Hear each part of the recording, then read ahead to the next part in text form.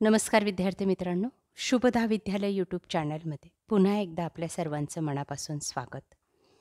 आज आपण इयत्ता 12वीच्या वर्गाचा मराठी विषयाचा तास घेत आहोत आणि या तासाला आपण मराठीची नुकत्याच झालेल्या पेपरची प्रश्नपत्रिका आपण उत्तरासहित या ठिकाणी सोडवणार आहोत. 12 फेब्रुवारी 2026 रोजी झालेला हा पेपर आहे आणि याची आन्सरशीट आपण या ठिकाणी पाहणार आहोत. मित्रांनो, हा पेपर 80 गुणांचा आहे आणि हा सोडवण्यासाठी 3 तासाची वेळ आपल्याला दिलेली होती. या प्रश्नपत्रिकेत असलेल्या सर्व प्रश्नांची उत्तरं आपल्याला या व्हिडिओच्या माध्यमातून पाहायला मिळणार आहे. त्यामुळे आपल्याला आजच्या या पेपरमध्ये किती मार्क्स मिळतील याचा अंदाज येणार आहे. त्याचबरोबर यासारख्या इतर विषयांच्याही प्रश्नपत्रिका आपल्याला हव्या असतील, पेपरच्या आधी सरावासाठी काही प्रश्नपत्रिका हव्या असतील, त्याही आपल्या चॅनलवर उपलब्ध आहेत. आणि पेपर झाल्यावर प्रत्येक प्रश्नपत्रिकेचं सोल्युशनसुद्धा आपल्याला मिळणार आहे. त्यासाठी मित्रांनो, आपल्या चॅनलला सबस्क्राईब करून बेल आयकॉनवर क्लिक करा आणि डिस्क्रिप्शन बॉक्समध्ये दिलेली बोर्ड प्रश्नपत्रिका ही प्लेलिस्ट अवश्य पहा. त्यात आपल्याला सर्व विषयांच्या आर्ट्स, सायन्स, कॉमर्सच्या प्रश्नपत्रिका सहजगत्या उपलब्ध होतील. इयत्ता 12वी मराठी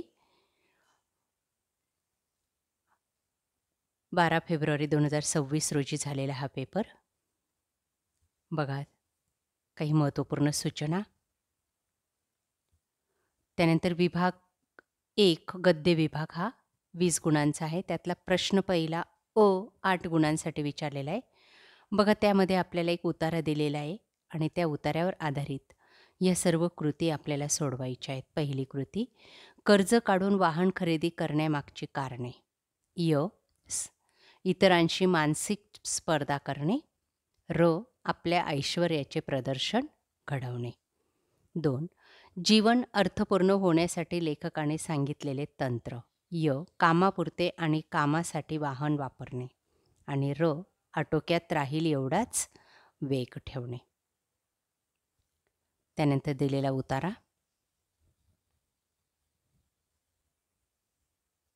बघा, या उतार्याच्या आधारेच आपण विचारलेल्या प्रश्नांची उत्तरं सोडवलेली आहेत.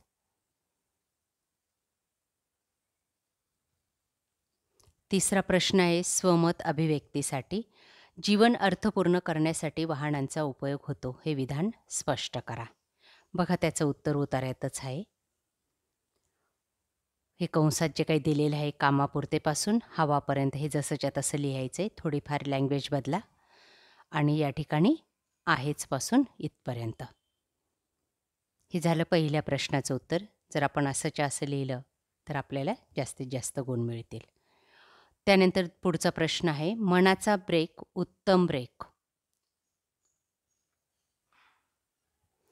या प्रश्नाचं उत्तर, आजच्या धावपळीच्या युगात गाडीचा ब्रेक जितका महत्त्वाचा आहे तितकाच महत्त्वाचा मनाचा ब्रेक आहे. मनाचा ब्रेक म्हणजे आपली इच्छा, वासना आणि रागावर नियंत्रण ठेवणे. उदाहरणार्थ, वाहन चालवताना शांत राहून निर्णय घेतल्यास अपघात टाळता येतो. एखाद वेळेस अपघात झालास तर त्यावेळेससुद्धा शांततेत जर निर्णय घेतला तर पुढील समस्या ह्या कमी होतात. या पद्धतीची भूमिका आपण स्पष्ट करायची. भाग, खालील उतार्याच्या आधारे सूचनेनुसार कृती करा. 8 गुणांसाठी. 1. प्रथेप्रमाणे लेखकाचे झालेले स्वागत. पुष्पगुच्छ आणि नारळ. 2 गुणांसाठी.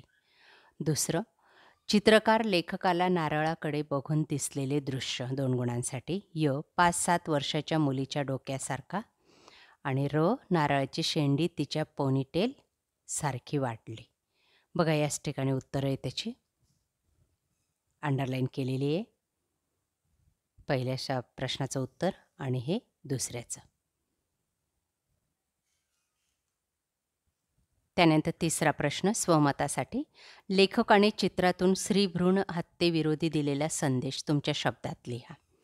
बघा, तो संदेश या ठिकाणी कंसात दिलेला आहे आणि त्याच्यापुढं हे लिहायचं आहे. पुढचा प्रश्न, समाजातील अनिष्ट रूढी याविषयी तुमचे मत. अंधश्रद्धा, बालविवाह, हुंडा प्रथा यासारख्या अनिष्ट रूढी आहेत समाजामध्ये आणि त्याविषयी आपलं मत या ठिकाणी मांडायचं आहे. या रूढी समाजाच्या प्रगतीला अडथळा आणतात. त्या त्वरित बंद झाल्या पाहिजेत. त्यामुळे देशाच्या विकासात अडथळा निर्माण होतो, समाजात विषमता वाढीस लागते, यासारखी उत्तरं लिहायची. ई भागामध्ये तुम्हाला पुन्हा एक उतारा दिला आहे 4 गुणांसाठी आणि त्यावर आधारित विचारलेला प्रश्न, जगाच्या दृष्टीने आजच्या युगाच्या गोष्टी. युगाची ओळख, अणुविज्ञानाचे युग आणि कॅम्प्युटरचे युग. बघा या ठिकाणी उत्तर आहे त्याचं. उतार्याचा पुढचा भाग पहा.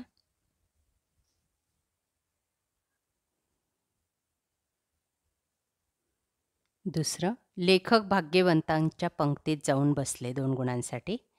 कारण त्यांना हक्काची स्वतःची वास्तू मिळाली होती आणि दुसरे जरी ते कर्ज काढून घेतले होते. बघा त्याचं उत्तर या ठिकाणी दिलेले आहे. ते उत्तर त्या ठिकाणी लिहायचे.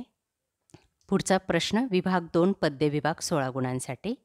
कृती 2 अ, कवितेच्या आधारित सूचनेनुसार कृती करा. 8 गुणांचा प्रश्न आहे. 1, चौकटी पूर्ण करा 2 गुणांसाठी. आषाढ घणाच्या पदविन्यास खुणा.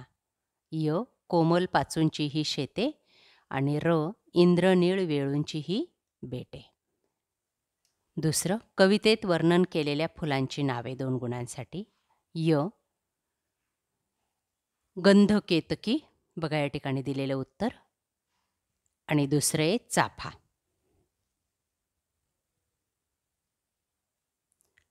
कविता बघा. त्या कवितेवर आधारित तिसरा प्रश्न आपल्याला विचारलेला आहे. अभिव्यक्तीसाठी आषाढातील पावसाचा तुम्ही घेतलेला अनुभव तुमच्या शब्दात शब्दबद्ध करा. बघा या पद्धतीने या ठिकाणी उत्तर दिलेलं आहे. आषाढातल्या पावसाचं वर्णन.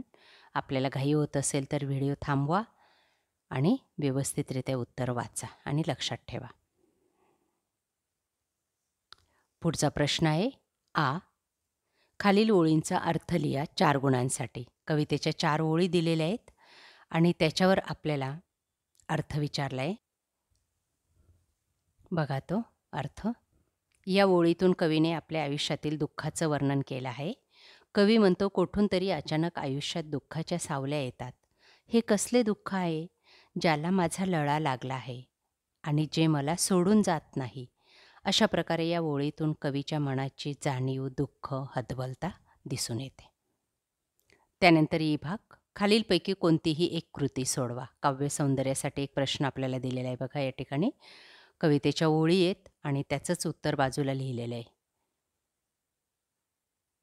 समुद्राची अवस्था, बालकाची अवस्था आणि त्याच्यातले भाव आपण या ठिकाणी लिहायचे 3 मुद्द्यांमध्ये. या प्रश्नाचं उत्तर 4 गुणांसाठी. त्यानंतर किंवाचा प्रश्न आहे रसग्रहणासाठी. 4 कवितेच्या ओळी दिलेल्या आहेत आणि त्या काव्यपंक्तींचं आपल्याला रसग्रहण करायचं आहे. बघा ते या पद्धतीने करायचं आहे. या काव्यपंक्तीतून कवीने एका अशा स्त्रीचं वर्णन केलं आहे की ती चैतन्यमयी बालिका असते. दुसरं यौवन आणि ध्येयगंधा आणि तिसरी स्थितप्रज्ञा राणी असते. तिघांचं वर्णन या ठिकाणी थोडक्यात करायचं आहे. विभाग 3 साहित्य प्रकार कथा विभाग 10 गुणांसाठी हा प्रश्न आहे आपला. पहिला अ, एका वाक्यात उत्तरे लिहा. प्रारंभी केल्या जाणाऱ्या कथा लेखनामागील हेतू. त्याचं उत्तर शिकवण देण्यासाठी आणि बोध घेण्यासाठी.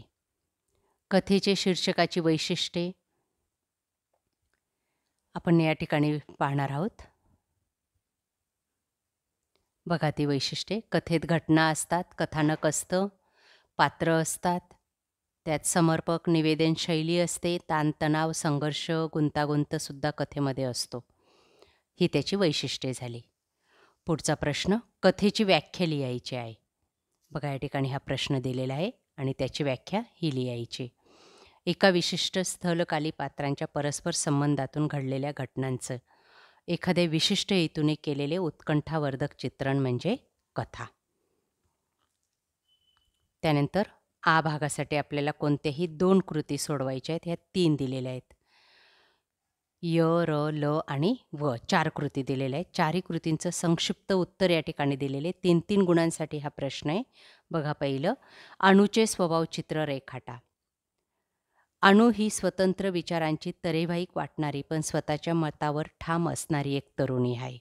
त्याबद्दल तुम्ही वर्णन करायचं आहे. आपण कथा वाचलीच आहे. दुसरं आहे बापू गुरुजींनी गावासाठी केलेल्या माहिती. त्यांनी शाळेसाठी खूप काही केलं आणि बोर्डिंगमधील मुलांवर प्रेम केलं, त्यांना घडवलं. तिसरं डॉक्टर आणि नर्स यांच्यातला फरक अणूने कसा सांगितला आहे, तर डॉक्टर हा व्यावसायिक असतो आणि नर्स ही रुग्णालयाबद्दल आपुलकी आणि सेवाभावी असते. चौथं आहे गडी या शीर्षकाची समर्पकता. गडी हे कथेचं कथानक आणि वातावरणाशी सुसंगत आहे, कारण गडी हे गावाच्या जुन्या सरंजामी संस्कृतीचं, रूढीचं आणि मानसिकतेचं प्रतीक मानलं जातं. पुढचा शेवटचा विभाग चौथा, उपयोजित मराठी 14 गुणांसाठी. कृती 4. 2 कृती सोडवायच्या आहेत 4-4 गुणांच्या. बघा या ठिकाणी 4 कृती दिल्या आहेत. पहिली कृती आहे मुलाखतीची सुरुवात. त्याचे मुद्दे या ठिकाणी मी दिले आहेत फक्त. आपल्या उत्तरामध्ये हे मुद्दे असतील तर आपल्याला पूर्ण गुण मिळतील. आकर्षक, प्रभावी, विषयाला थेट भिडणारी मुलाखत असावी.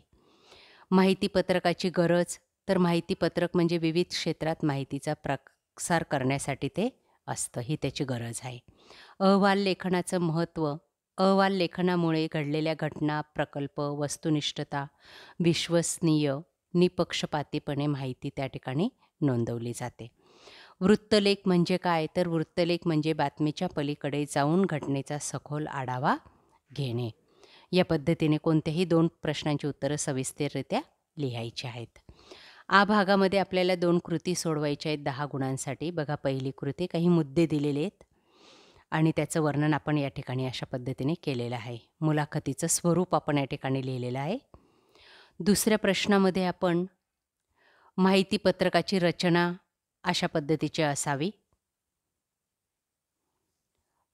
तिसऱ्यामध्ये आपल्याला अहवाल लेखनाची वैशिष्ट्ये विचारलेली आहेत. या अधोरेखित केलेली सगळी वैशिष्ट्ये आहेत आणि या सगळ्या गोष्टींची विचार करून आपण ते अहवाल लेखन केलं पाहिजे. चौथा आहे वृत्तलेखाच्या विषयाचे स्रोत लिहायचे आहेत. हे सगळे स्रोतच आहेत आणि त्याविषयी आपण ही माहिती नमूद करायची. 5वा विभाग व्याकरण लेखन 20 गुणांसाठी. सूचनेनुसार कृती करा. योग्य पर्याय निवडा. ही इमारत खूपच उंच आहे. उद्गारार्थी वाक्य ओळखायचं आहे, ते आहे चौथं. बापरे, केवढी उंच आहे ही इमारत. दुसरं आहे तुम्ही सगळ्यांशी चांगले बोला. आपल्याला नकारार्थी वाक्य करायचं आहे. तुम्ही कोणाशी वाईट बोलू नका. चांगलेच्या ऐवजी वाईट लिहायचं आहे आणि नका शब्द शेवटी टाकायचा आहे. पुढचं योग्य पर्याय निवडा. गोपाल. या समासाची 2 उत्तरं येतात. एकतर बहुव्रीही समास असेल किंवा तत्पुरुष समास. आपण कोणतंही उत्तर लिहिलं असेल तरी आपल्याला 1 गुण हा बोर्डाला द्यावा लागणार आहे. पुढचं यथाशक्ती. त्याचा समास ओळखायचा आहे. तो समास आहे अव्ययीभाव समास. तिसरं योग्य पर्याय निवडा. दलालांनी मार्गदर्शन संपवून चहा मागविला. प्रयोग ओळखायचा आहे. तो प्रयोग आहे कर्मणी प्रयोग.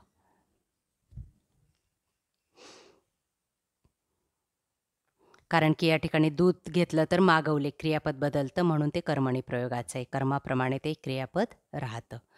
पुढचं एक कर्तरी प्रयोगाचं वाक्य ओळखा. ते आहे सुजाण नागरिक परिसर स्वच्छ ठेवतात.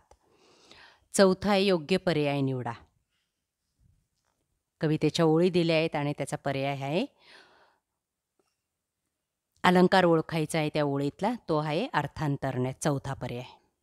त्यानंतर र मध्ये आहे ताजमहाल एक जगती तोच त्याच्या परी. या वाक्यातला उपमान ओळखायचा आहे, ते आहे ताजमहाल. 5व्यामध्ये साखर झोपेत असणे याचा अर्थ विचारला आहे वाक्प्रचाराचा. तो आहे पहाटेच्या गाढ निद्रेत असणे. साखर झोपेत असणे याचा वाक्यात उपयोग करायचा आहे, तो आहे राजू नेहमी साखर झोपेत असतो. कोणत्याही वाक्यात उपयोग करा. त्या वाक्यामध्ये साखर झोप हा उल्लेख आला पाहिजे. आ भागामध्ये एका विषयावर आधारित निबंध लिहायचा आहे 10 गुणांसाठी. पहिला विषय आहे रानफुलांचे सौंदर्य. दुसरा माझा आवडता साहित्यिक. तिसरा आहे ग्रंथालयाचे मनोगत. चौथा आहे समुद्र आटला तर आणि 5वा आहे स्त्री पुरुष समानता काळाची गरज. या निबंधाचंही उत्तर आपण कोणताही एक निबंध 2 पेज लिहिला असेल तर आपल्याला 8 पर्यंत गुण हे नक्की मिळतील. अशा प्रकारे विद्यार्थी मित्रांनो, आज आपण इयत्ता 10-12वीची मराठी विषयाची बोर्ड प्रश्नपत्रिका आपण उत्तरासहित सोडवलेली आहे. आपल्याला हा व्हिडिओ उपयोगी ठरणार आहे. यानंतर आपल्याला कोणत्या विषयाची सराव प्रश्नपत्रिका हवी, IMP प्रश्न हवेत पुढच्या पेपरची, की सोडवलेली उत्तरपत्रिका हवी, ते मला कमेंट करून नक्की सांगा. Thank you.